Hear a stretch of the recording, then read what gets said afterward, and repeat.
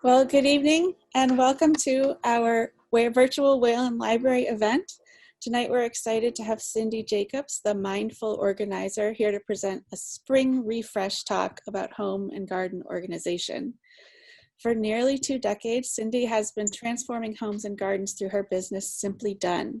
She helps clients create a vision of their dream space and turn it into a reality. Cindi is highly skilled at working with people who feel blocked by their clutter and unhappy with the chaos in their lives. She eliminates the overwhelm by breaking down the process through a proven methodology to create results and deliver beautiful, organized, and functional spaces. Cindi has lived in Wayland since 1997 with her husband and their 2 children. So thank you to Cindi again for being here tonight. I just have a couple of housekeeping notes. First, we are recording this session for broadcast on Waycam, and we'll also make it available via YouTube. So you may see your tiny picture. Unless you want to hide your video, it's up to you. Actually, while she's presenting, I'm going to only have Cindi. I'm only going to record Cindi and her slides, but then when we get to the Q&A, it would be great to see all of you. So Cindy's going to present for about 30 minutes, and then we'll have time for questions, and we'll use the raise hand feature, or if you don't want to forget your question, feel free to put it in the chat, and we'll be sure to get to it at the end. So with that, I will hand it over to Cindi. Wonderful. Thank you so much, Courtney, and welcome everyone. And I'd like to thank the Wayland Free Public Library for the opportunity to be able to present to all of you. And what a perfect day to be able to do this, to have this beautiful weather already. So as Courtney said, I'm going to present the slides first, and then we'll open this up for Q&A. So tonight's focus for me is going to be about garden organization and the benefits of spending time outside and what that means for all of us to feel well in our surroundings.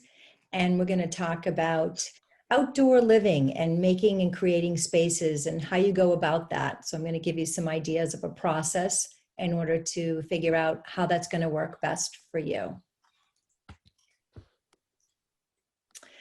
So the first thing I want to talk about is a quote from Eleanor Brown that makes a lot of sense to me, and it may to you as well.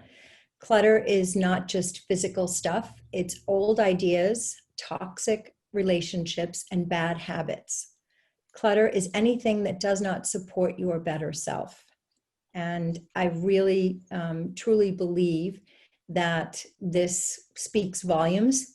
And clutter a lot of times is what people just think of in their homes, maybe too much clothing or books and things like that. But clutter really can be a lot of different things. And so we're going to, talk about clutter more in the garden sense rather than home organization. But as Courtney mentioned, I do both, but tonight's focus is on the gardening. Organization is not something you do just once, it's a way of life. And this is a quote that has been around for a while.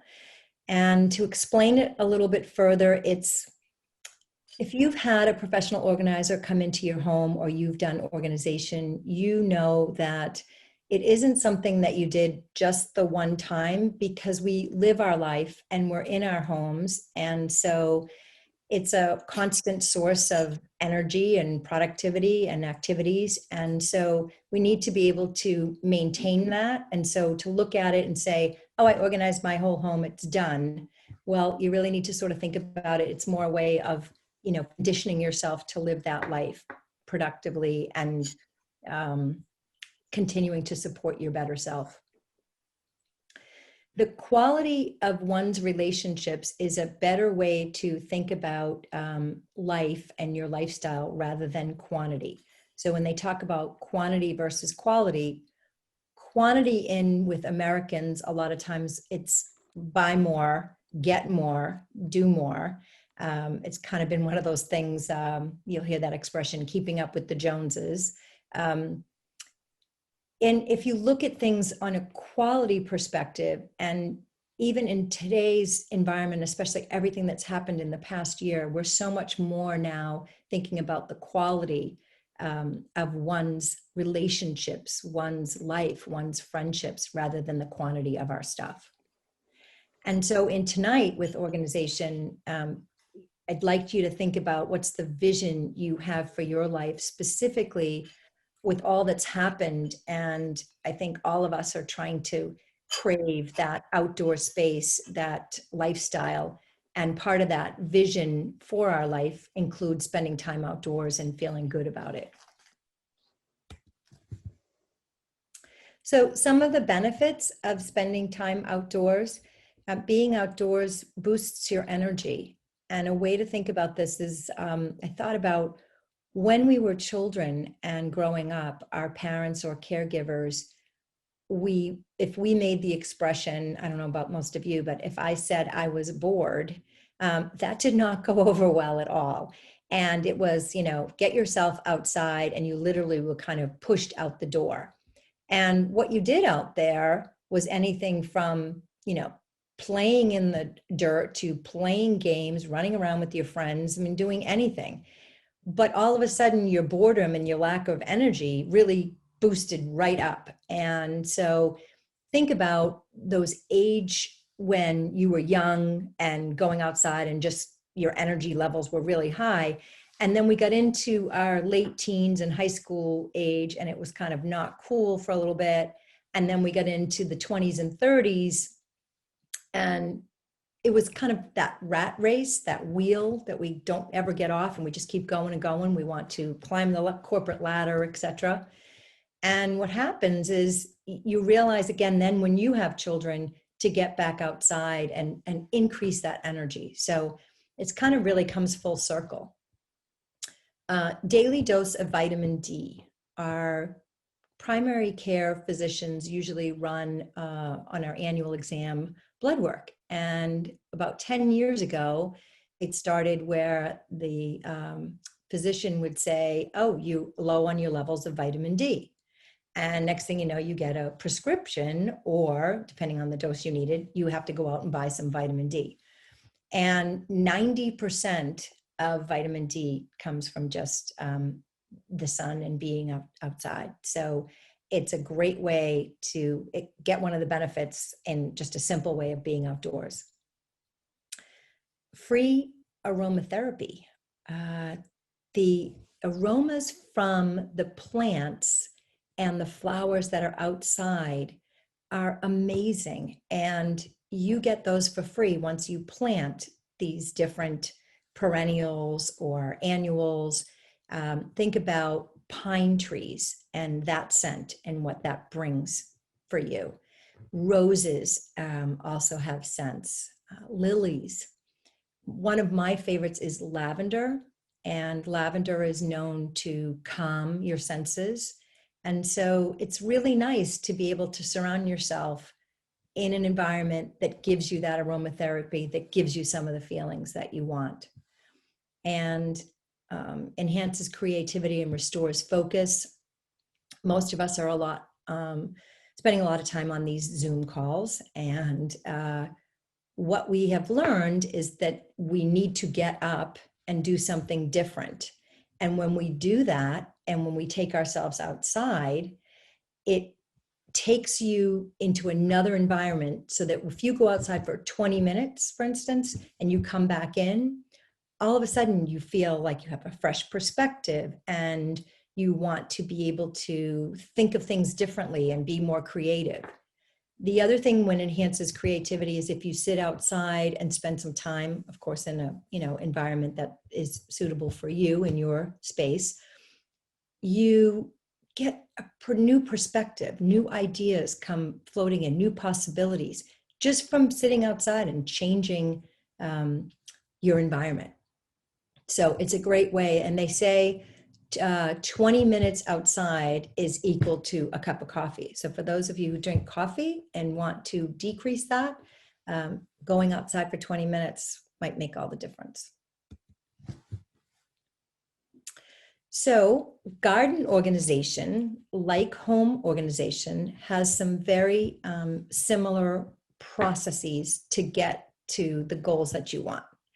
And so garden organization, I've broken it down a little bit, and we'll talk about each of these in detail, needs to happen with kind of taking it a 5,000 foot level and think about first setting your goals. And what's the feeling that you desire in the outdoor space that you want to create? And I'll talk about how to do that, but basically it's adjectives. Once you come up with the adjectives that you want, that will help you to set your plan. Another step that's very important is the function. What is going to happen in the space you're going to create? What do you want to be able to do? What do you want to be able to use it for? And then, of course, decluttering, which is the first phase of organization after you've already put your feelings and your function. You've got to go in and do the process, right? You've got to go in gardening. It's slightly different. The terms are different, but it's still the same thing, right? Weeding out and sorting and kind of bringing things back to what we're going to call baseline. And then you look at the design and the style of what you want for your outdoor space to be like, and we'll talk about that. And then, of course, maintenance. Because if there's one thing that a garden does constantly is change. You can count on that.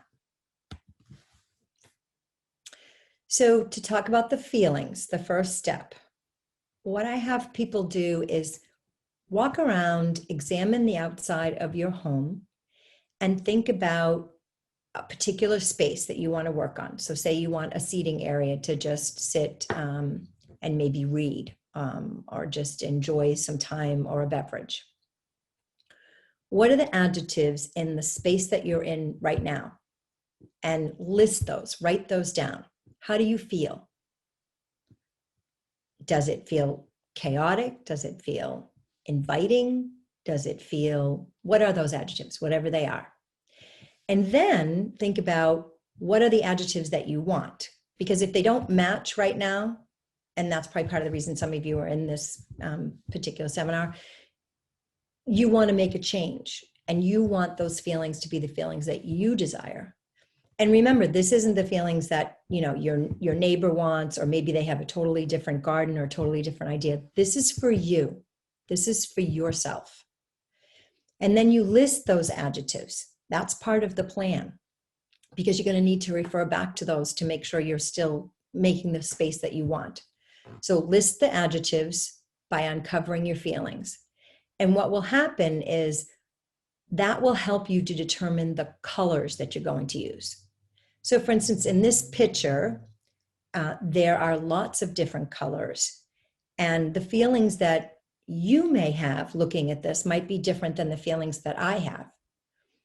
To me, this looks warm, inviting. It's a free-flowing environment where some of you may not want that. Maybe there's too much going on, and that freedom doesn't give you the formality that you might be desiring. So if your adjectives are sophisticated, clean lines, this may not work for you.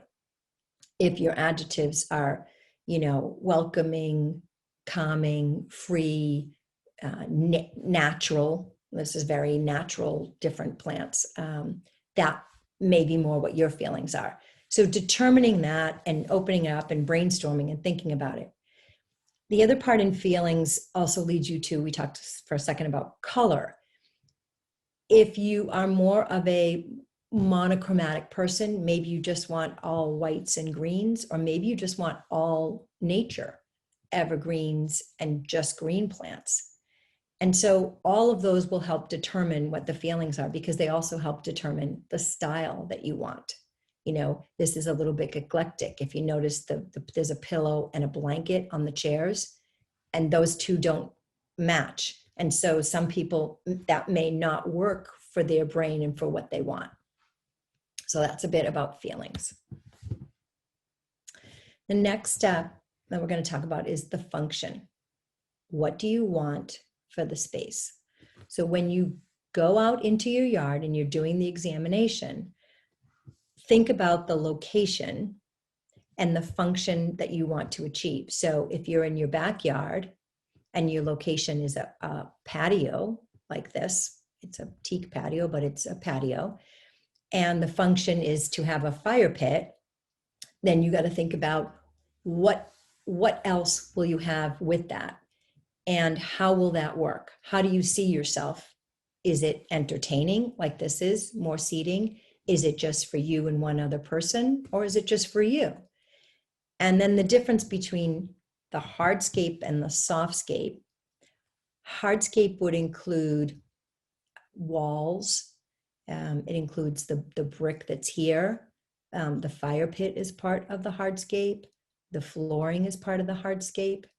The softscape would be the border that's around this particular area, which would include perennials, annuals, shrubs. So that's sort of the difference between softscape and hardscape. And it goes back to your vision of what you want. For me, in most cases, you're going to have some of both. Okay. And then the seating is the furniture, and we'll talk about formal, informal, but the seating helps to determine the function as well, or vice versa. The function determines the seating too. So if your function is just to be able to watch birds, you might have a bird feeder and plants that bring the birds, but maybe you're looking out your kitchen window at that. So you may not need the seating, whereby in this case, you need the seating because you want to be able to enjoy the fire pit. You're not just going to look at it from a window. Style and design. Architecture and thinking about the style of the home is important to help you determine the style and the design, which then will also go into the size and the symmetry. So if you have a cape house or a modern house or a colonial house, that will help you determine what type of garden you would like. So, for example, if you are in a very modern style home, which has a lot of sharp lines and sharp edges, then the chances of you having a huge wildflower garden in your backyard that's very open to nature might not fit. It doesn't necessarily mean you can't do it, but it's something to think about when you're designing the style.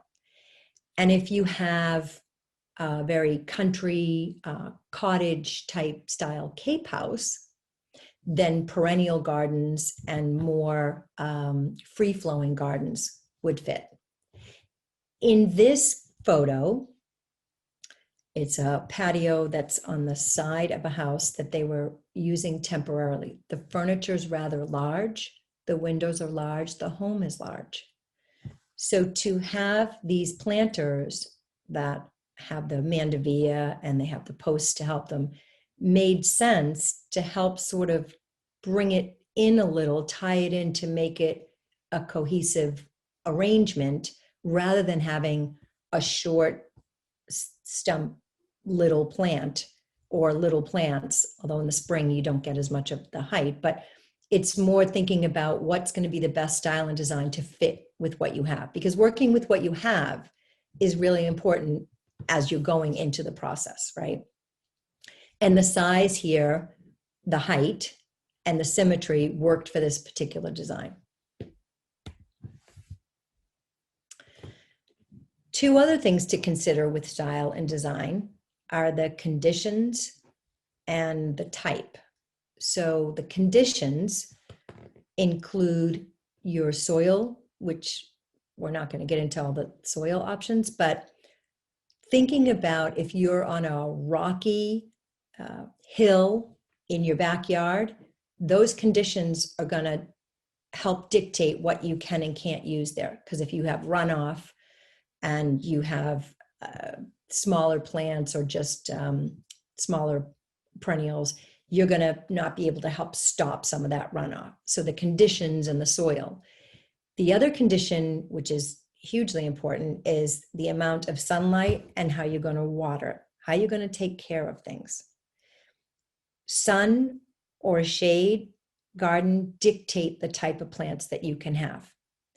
You want your plants to not just survive, you want them to thrive. So that's a good little saying to think about, survive versus thrive.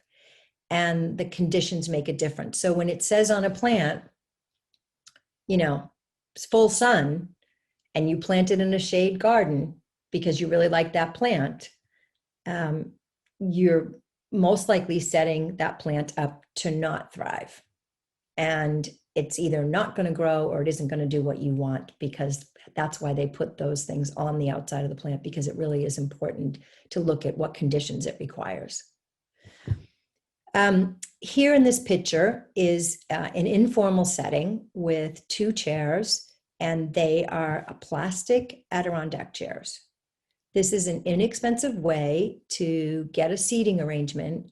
The chairs are Home Depot, probably less than $20 each.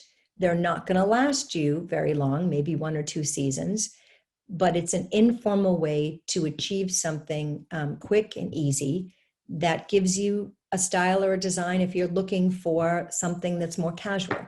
It's a simple way. If you want formal, you're looking at more evergreens that are, properly pruned.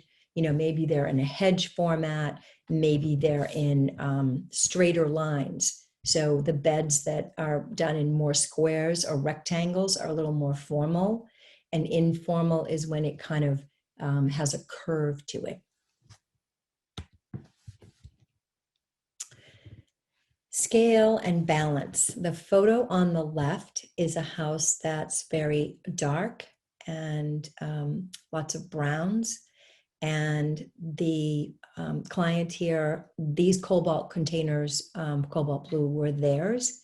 And they beautifully help balance the brown and kind of give it some bright, nice pop, because the entry, this is their front door entry, is very dark. But if you were to only have the 2 smaller ones and not the 2 larger ones, it wouldn't give it the right scale based on the size of the front door and the entryway. And then the balance here, having them mimicked on both sides, really helps form the entryway. And I like it in this particular, I tend to lean more towards balance. Unless I'm in a backyard. In a front yard, I tend to be more symmetrical.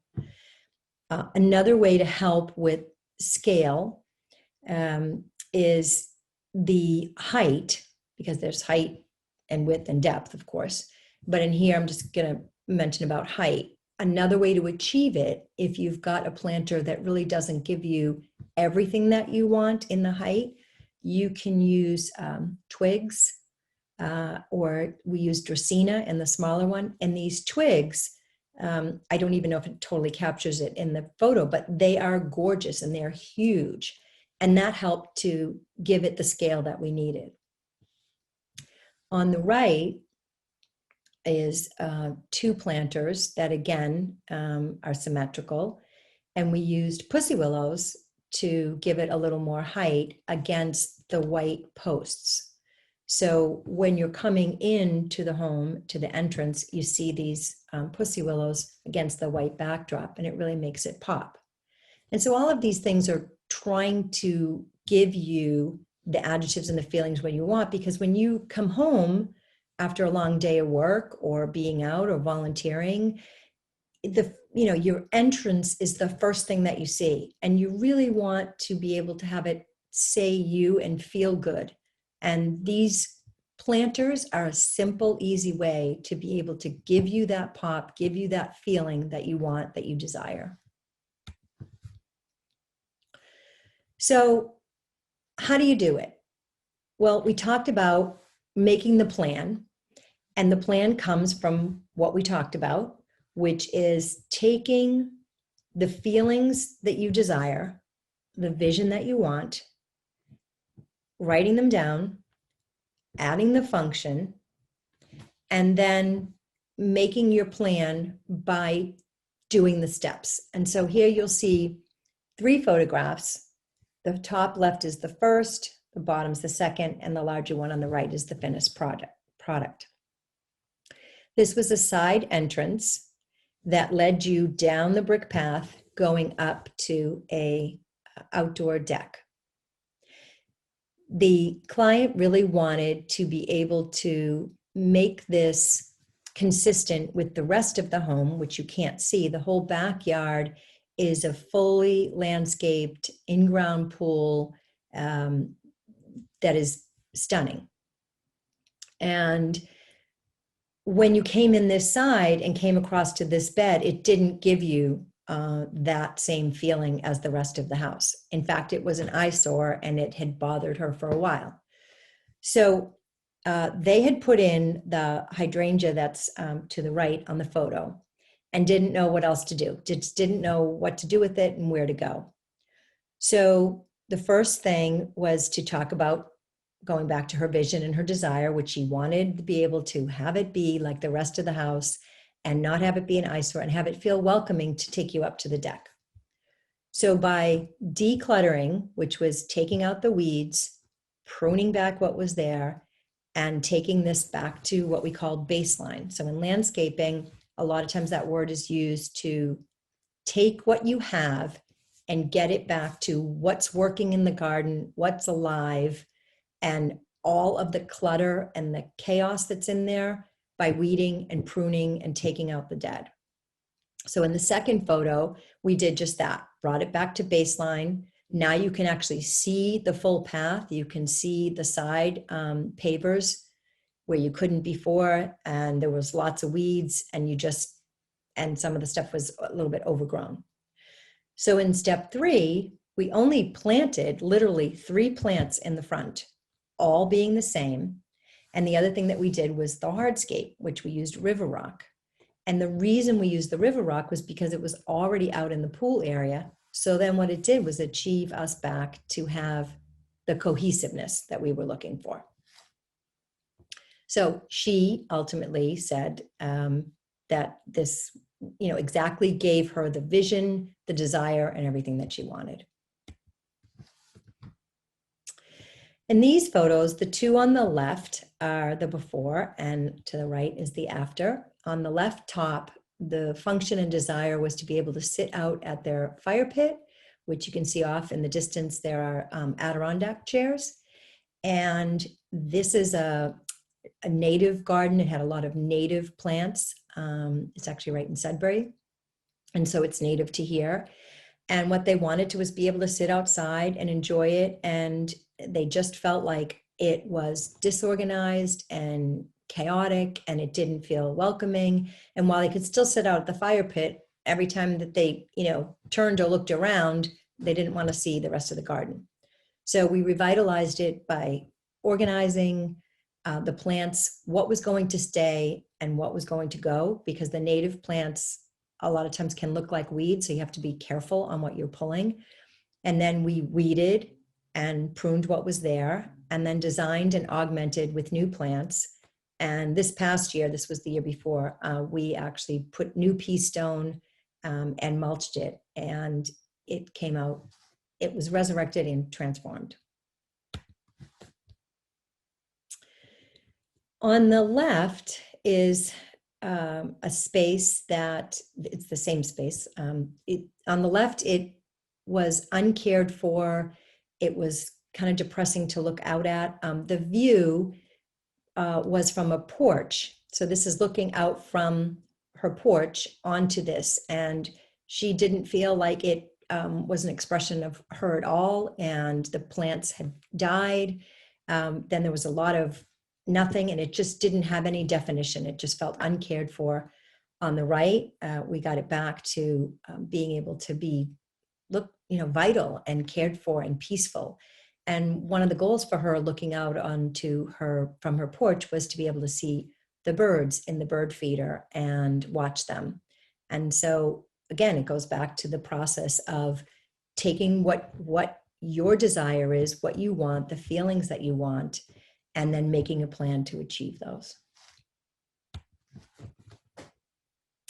This is the front entrance, and we saw some in the beginning of the presentation. So this is another front entrance that on the left, as you can see, became unwelcoming, a little bit chaotic, overgrown, and They really were just looking to be able to come home and have this feel warm and inviting and easy to use too. It became actually difficult to use, people coming in and out and carrying, groceries and things. It was just awkward. So taking this by pruning and weeding and just cutting back and then adding some color and pops of color in the containers out front really just made a difference. And again, it's an exterior space, but this is a side entrance that's the one that's mostly used. So to feel better, taking these steps, and it wasn't that difficult of a project. This was all done in a day. So it's just a way to give you what you want and be able to create your vision. A question to ask yourself when you're going through the adjectives and doing the exercise is if your surroundings are a reflection of you. And if they are not, how do you want them to be?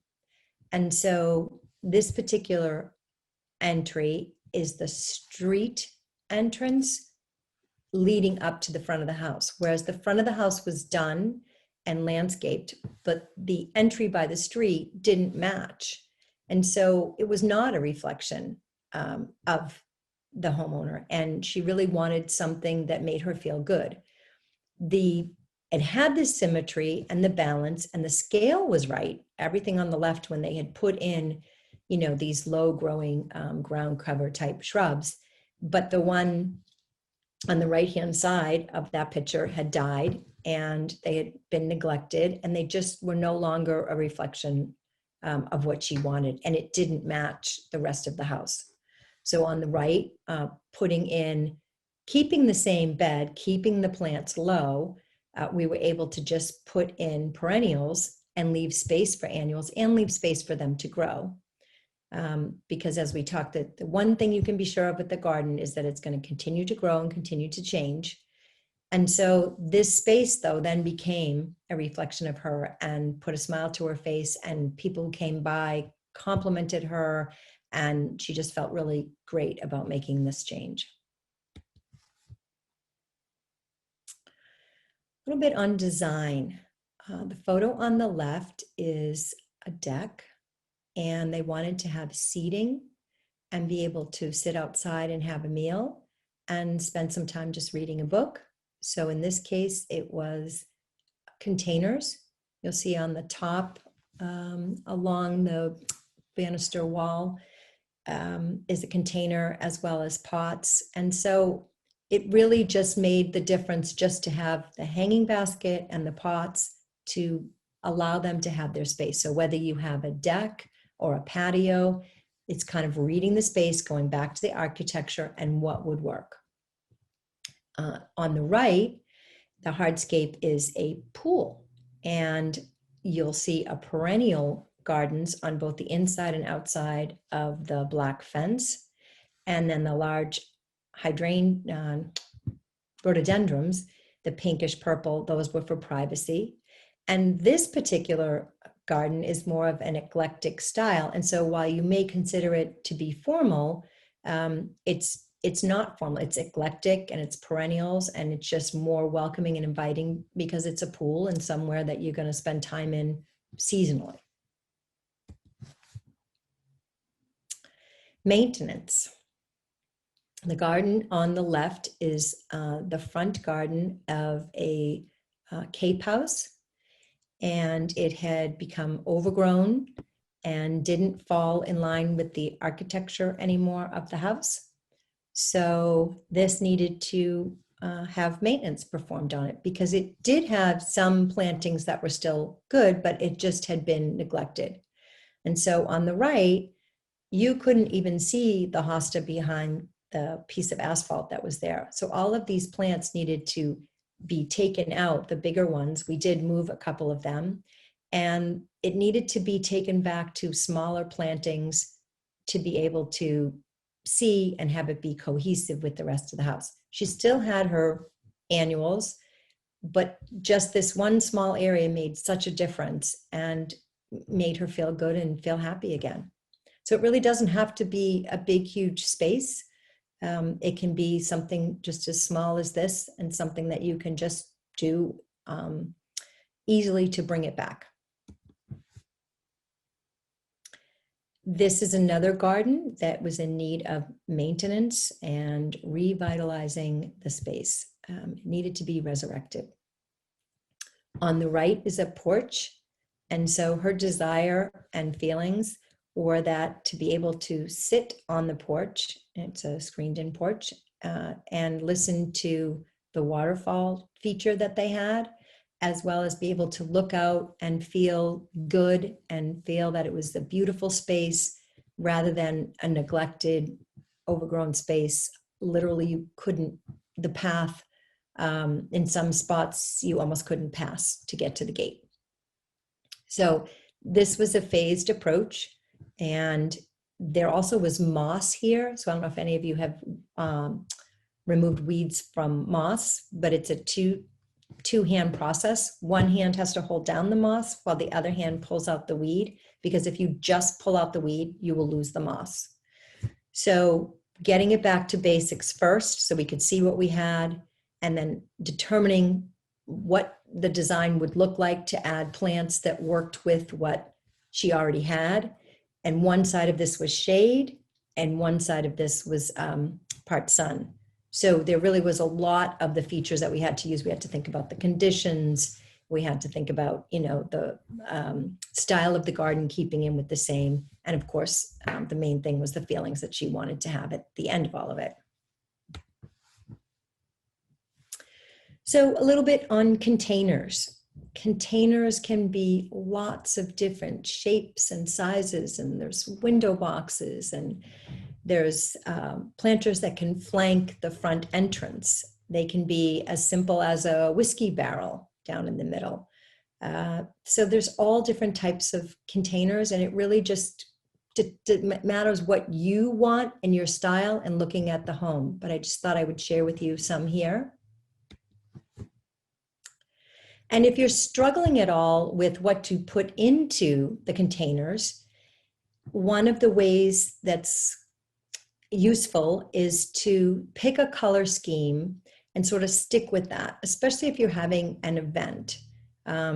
Here in this particular picture, it's all the same house, and there was an event that was going to be held here. And so the pinks and the purples, and just sticking with everything doesn't have to be the same, but in order to have this be cohesive, we stuck with the same colors. So if you're struggling at all, I would suggest picking one or two colors and mimicking that throughout the house. So to recap, examine your outdoor space, walk around outside, list the adjectives that you want to feel, and write them down. Then decide the functions that you need and go along with the style that you want, keeping in mind a little bit about what you have. And refer back to your plan as often as needed. And why I say that is when you make the plan of what you want, and you can get lost sometimes in picking out, oh, I love these different flowers or this different container. And then you need to just take it back and say, okay, what was the plan that I had? Does this fall in line with the feelings that I want or the function that I want, so that you don't get sidetracked and pick different things and then you've got a mishmash of so many different things? Because ideally what you want is to be able to enjoy being outside and enjoy your space. Exterior dream spaces really can become reality. I think that you can do this if you follow this plan, and you don't have to follow it exact, but it helps you put it in perspective, and so that you can create the dream space that works for you, not for someone else and not for your neighbor, for you. Because freeing your mind from clutter reduces stress, and being in nature really does make us better people. There are lots of benefits. I'm going to close with a quote from John Burroughs. I go to nature to be soothed and healed, and to have my senses put in tune once more. So I'd like to thank you all for listening and hope that I have given you some inspiration to go out and look at this in your own backyard, and that you too can be healed and have more well-being, especially in this time that we're going through. I want all of you to be able to enjoy this spring and summer. And I welcome any questions that I may be able to help answer. Thank you so much, Cindi. Yeah, does anyone have any questions? I'm looking at the chat, you're getting lots of compliments on your beautiful pictures. Oh, here's a question. What is an easy product for a walkway? Easy product for a walkway. Well, depending on the style that you want and what you want. So there's a couple different things. In one of the photographs, you saw that fire pit, right? And around that fire pit was some old brick. That's actually my fire pit. So there's old brick in the middle. And so we sit the fire pit on top of that. And what I used around the edges, because I had pea stone first, and the kids threw it everywhere. So they were young, and it didn't work out so well because it went into my softscape. Then I had river rock, which is not good for a area that you're walking on. So I wouldn't recommend that. It's more for a bed. And I used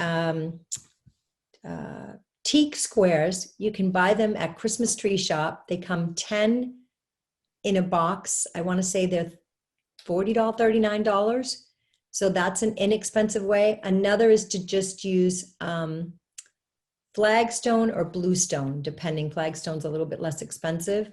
But really, Google it, because you've got to kind of clean it, level it, use some stone dust. But if you really want to keep it really simple, don't do any of that. Just do the dirt and put them down. It just depends on how formal you want to be or not. But hopefully that answers and gives you 3 ideas. Thank you. Someone is asking, I would like to work on my grass. When can I start? So I don't know grass well. I do know you feed in April, and I would check with a lawn expert, but I know that April is the time that you can start. I mean, you could start raking now and getting it ready. Absolutely. And then I would, whether it needs to be aerated. Grass is its own host of stuff. So they say April and September. So you're right there, but you can start raking now and cleaning it up. Okay. The next question, I live in an area with a lot of deer who love my hostas, daylilies, and other plants and graze and eat the tops. They don't eat the shrubs, rhododendrons, and azaleas. Do you know 1 to 3 low-growing plants that you would recommend? So it's obviously a shade area, right? Is what she's saying, because they've got hosta. Those are daylilies.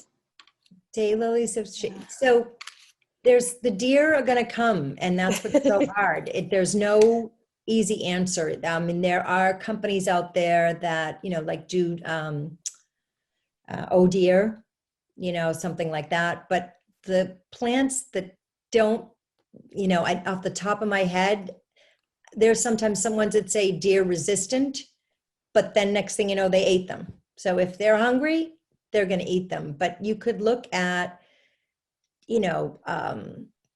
Ligulera is a flowering, big, dark plant that's got these yellow flowers. They're not known for their flowers, but they're more for the plants. And I haven't seen them eat those. There's different types of ferns that you can use, and some of the big, prettier ferns. I'm trying to think. You really have to just figure out, I don't know exactly which ones are gonna work because, like I said, I've put some in and it said deer resistant, and then they ate them. So if you get, depending on how much sun you get, I mean, I really like some of the, catmint plants, which have a nice little purple flower, and they usually don't eat those. They usually don't eat some of the spirea plants, but they're going to need some sun. So depending on how much shade you get, but I would look at some of those. Let's see. Do you have any recommendations for someone who has very sandy soil? Nothing seems to do well.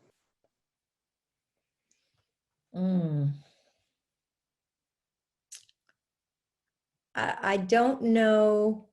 You may just have to, have you thought about digging out the section of the soil that you have and putting in all new soil to kind of take away from what you have? I mean, it's going to come back and you're going to have to keep feeding it. But I would look into maybe some of the things that are kind of like down on the Cape. So maybe some of the, but I know with hydrangeas, they still like, regular garden soil, but you could look at, some of the hydrangeas, you could look at some of the grasses. But again, I'm not a soil expert. I kind of do my things pretty simply. But there are places you can test your soil and make adjustments to it, and you send it in, that kind of thing. So I don't have an exact answer for you. I think it's something to research and look into a little bit more. So we have one more soil question. This person would like to plant a flower garden in a small space next to her stairs at the front of her house, but the soil's very old. Should I be changing out all the soil with new soil? Yes. That was easy. I mean, it's worth it, and they have sales on the garden soil at Home Depot or Lowe's, and you don't have to go. So if you, I mean, you can just do, again, I'm not positive, but you can do just a foot, and that's going to make a huge difference. If it's that sandy and that you definitely want to take off, because you want the roots to be able to take off that kind of stuff. And it's the same thing with mulch. Everybody mulches over and over and over. And really what you want to do is, take some of that mulch off rather than keep going, because what you're going to have is too much. And then you're having more mulch. It's going to start to be, mulch and soil are going to be equal, and it just then breeds mold and stuff like that. So yeah, I would say it's worth it. Bags of soil and, put in some cow manure and peat moss if you're really starting over, and churn it around, kind of treat it like a vegetable garden. I mean, you wouldn't start your veggie garden just with, if you want to have the good base, that's what I would do. Okay. My hydrangea plants haven't bloomed flowers for 2 seasons. Should I get rid of that? Hydrangeas are, oh my God. So I went through this too, personally, and they just, sometimes hydrangeas just have periods of time that they don't bloom. I don't know whether it's the conditions sometimes of the year before. They may be in need of a big pruning. And then there's a whole thing of pruning hydrangea, which, based on whether it grows on old wood or new wood, and you can Google that. But from what I understand, even if you took a plant and you took it down a third of its size, it just sparks something in it to be able to rebirth, rebloom. I mean, there are all kinds of things that you can use, to help the soil of the hydrangea, but I think a big pruning might be in order. And I've had my hydrangeas bloom amazing, and then I've had years that like 3 blooms, and I'm just treasuring those blooms. So I would say look at doing a massive pruning. Okay. Let's see. What place would you recommend to someone who needs a lot of perennials that's cost effective and has time to plant over a few years? Weston Nurseries is one idea. So So I purchase from, so I'm not the best at knowing where to go for that for you, because I purchase from Cavicchio, because they are a greenhouse used for people that are in business like myself. So I get the choices and I know that they are cared for. So I definitely think you're on the right track to go to a nursery rather than a Home Depot, especially if you have to get a lot of them. You want to just make sure that you're getting ones that have been cared for and that you're not coming with the disease. Now, that is not to say that I don't purchase from Home Depot, because I know that you'll see me at Home Depot, especially if I'm doing a container and I need a certain plant and I don't want to go to Cavicchio, because Cavicchio, you're going and you're trying to buy in bulk. And so you're making that. And so I may be short a couple of things. And so I would say, if you're doing a lot of them, work with a nursery and get someone, that you're comfortable with what you're getting. And, you're probably repeating some of the same ones. So you're not just buying one of each plant. But yeah, Weston Nurseries, Mahoney's in Winchester. I know the Mahoney's here and Wayland is gone, but Mahoney's in Winchester also has quite a bit. There's a place over in Concord too. There's lots of them around, but check out their selection and, keep in mind things these last couple of years are going last year, really quick. Yeah. You mean they're selling really quick? It's selling fast. Yeah. Huh. Yeah. Just to clarify, someone's asking, is Cavicchio wholesale only or open to the public? Wholesale only. Okay. And if you have a gardener that you're working with, like you can go, like you could go in there with them. So I take my clients in there with me, and so they can see some of the stuff and things like that. So yeah, it's not open to the public. Another person suggesting end of the season sales on perennials, but if they all go fast, it'd be slim pickings. Right. So so they will still have them. Some of the stores will do that, not the wholesalers, to get rid of them at the end of the year. So a big box type of store will do that. And it isn't even that they're the end of the stuff left. They get them in from other stores. So the bigger stores, so for instance, say if Marlboro had leftovers and Hudson, then they'd ship it to Natick, because Natick gets the volume of people.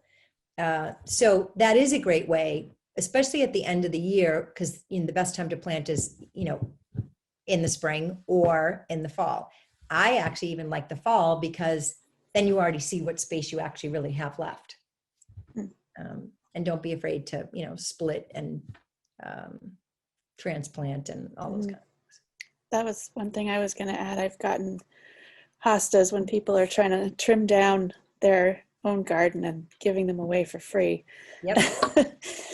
And another tip, sorry, go ahead. Sorry, I put out, I've gotten rid of hundreds of irises because they take over. And so I'll put on Curb Alert and people kind of know my name. And I'm like, all right, irises are out there, or, Lily of the Valley's out there, and friends will say, I want that, so. Nice. Yeah, you can post it on Wayland Curb Alert too. People will come and take them, and it's kind of a nice way to interchange stuff. Someone else is saying that Fran's is a local business that buys from Cavicchio, so they're not wholesale. No, but Franny has fair prices because he doesn't have the same overhead, and he's been around for a really long time. I know Franny, he's a great guy, and he moved his place a couple of years ago. Absolutely, I forgot about Franny. I endorse Franny. Okay. You're getting compliments on your garden. The favorite in Wayland. Adjectives include serene, peaceful, and beautiful. Oh, thank you. And I have one more question. What if you're overwhelmed with your whole yard? What is the easiest high impact thing to do? High impact thing to do. You're overwhelmed with your garden because of how much space you have, or the work that needs to be done? The work. Maybe you bought a house and it hasn't been tended to in a long time, like all of the plantings the whole year. So I Okay. started with mulch, actually. That's what I did. But So I would say the spot that you want to spend time in, mm, or the spot that you see on a consistent basis out your window. Where do you spend time and you look out that window? I would go for the most bang for my buck kind of thing. yeah. So for instance, I look out my kitchen window and where I do the dishes, always looking out that way. So Mm, I've got my bird feeders out that way. I've got my fire pit out that way. That's one. And the other one is the entrance that you use consistently. hmm. Because coming in and out is going to set your tone, is going to set your mindset. You're going to watch your shoulders go from uptight and you're kind of, stress to relax, enjoy, have it be the colors that you want, have it be the inviting sense that you want. So whatever your entrance is that you use, whether it's a side door, front door, and wherever you see, pick those two spaces first. And just before I did anything, I would weed and edge. Okay. Thank you. And someone else says, or you could just hire Cindy. So Yes, you can hire me. yeah. I And think even just, come out and I can just do a consult and talk to you about ideas and seeding and what you want to do. I mean, that's part of it, is just really trying to digest and what you want to do. And it doesn't necessarily mean that you've got to do it all in one season. I mean, really this is supposed to be about, self-help and looking into yourself and what you want and having your senses feel good. And it's not about getting everything done and being it perfect, yeah. Thank you. You're welcome. I think we are through our questions. We have lots of thank yous for Cindy, and I'll just add thank you again from the library for your presentation, and we hope to have you back soon. I would love it. Let's keep this. We've started making an annual thing, so let's keep that rolling. I really appreciate it. And if anyone has any questions or anything for me and they didn't want to speak up in the group, please reach out to me. It's Cindy, and I can put it in the chat. Cindy at simplydonebycindy.com, or you can call me. It's fine. Okay. Stop by my house. There you go. There we go. All right. Well, thank you so much. And I'll put it, if I go back on now, can I put my stuff in the chat? Yeah, or I can actually email it to everyone. Perfect. Afterwards. Yeah, I'll do that. Okay. Well, all right. Thank you. Thank you, everyone. Everybody, have a great night. Happy have a spring. great night. Happy Right. spring.